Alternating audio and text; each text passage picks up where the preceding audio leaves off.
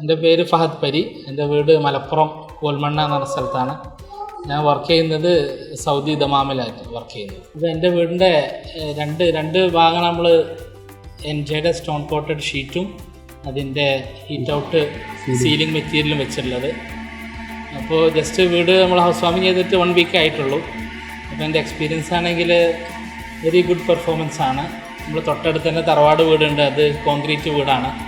അപ്പോൾ അതും വീട് നല്ല നമുക്ക് ഈസിലി കമ്പാരിസന് പറ്റും.